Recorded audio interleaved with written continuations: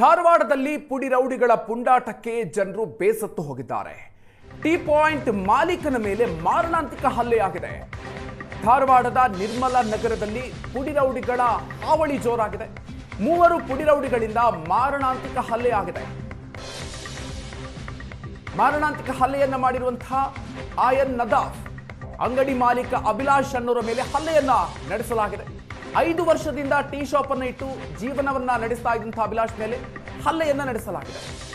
ವ್ಯಾಪಾರವನ್ನ ಹಾಳು ಮಾಡೋದಕ್ಕೆ ಉದ್ದೇಶಪೂರ್ವಕವಾಗಿ ಈ ರೀತಿಯ ಕೃತ್ಯವನ್ನ ಮಾಡಿದ್ದಾರೆ ಅನ್ನುವಂತಹ ಆರೋಪ ಬಂದಿದೆ. ಉಪನಗರ ಪೊಲೀಸ್ ಠಾಣೆಯಲ್ಲಿ ಈ ಕುರಿತಾಗಿ ಅಭಿಲಾಷ್ ದೂರು ದಾಖಲಿಸಿದ್ದಾರೆ.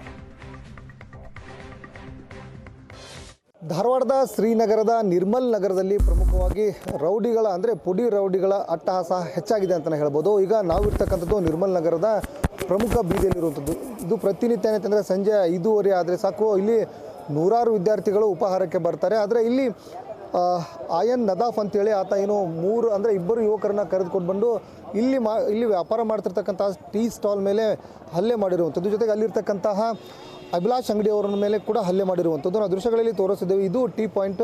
ಸದ್ಯ ಈಗ ನಾವು ದೃಶ್ಯಗಳಲ್ಲಿ ತೋರಿಸಿದ್ದೇವೆ ಯಾವ ರೀತಿಯಾಗಿ ಚೇರ್ಗಳು ಚಿಲ್ಲಾಪಿಲ್ಲಿ ಆಗಿರುವಂಥದ್ದು ನೋಡಿ. ಯಾಕೆ ಅಂತಂದರೆ ಇಲ್ಲಿ ಇವರು ಶೃಂಗೇರಿ ಮೂಲದವರು, ಇಲ್ಲಿ ಬಂದು ಸುಮಾರು 7-8 ವರ್ಷ ಆಯಿತು. ಆದರೆ ಈ ಒಂದು ಸ್ಥಳದಲ್ಲಿ ಈ ಒಂದು ಟೀ ಪಾಯಿಂಟನ್ನು ಹಾಕಿ ಸುಮಾರು 4-5 ವರ್ಷಗಳ ಕಳೆದಿದೆ.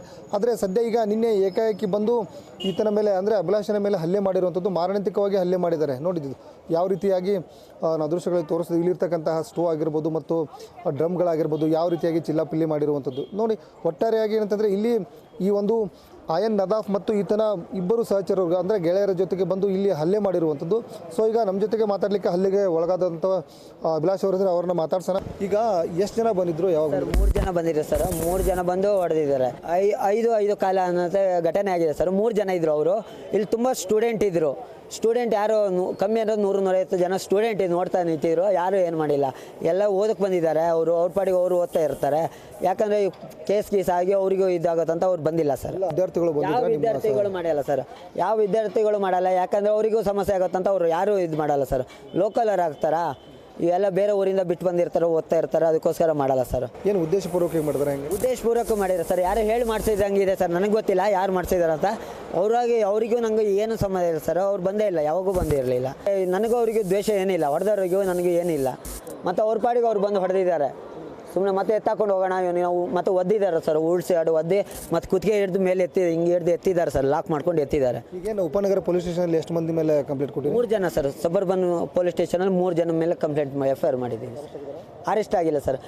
ಪೊಲೀಸ್ ಹೇಳಿದ್ದಾರೆ FIR ಮಾಡಿದ್ದಾರೆ, ಅರೆಸ್ಟ್ ಮಾಡ್ತೀವಿ ಅಂತ ಹೇಳಿದ್ದಾರೆ sir police. Camera person Rahul ಜೊತೆ ಪರಮೇಶ್ವರ್ ಅಂಗಡಿ, ಏಷ್ಯಾನೆಟ್ ಸುವರ್ಣ ನ್ಯೂಸ್, ಧಾರವಾಡ.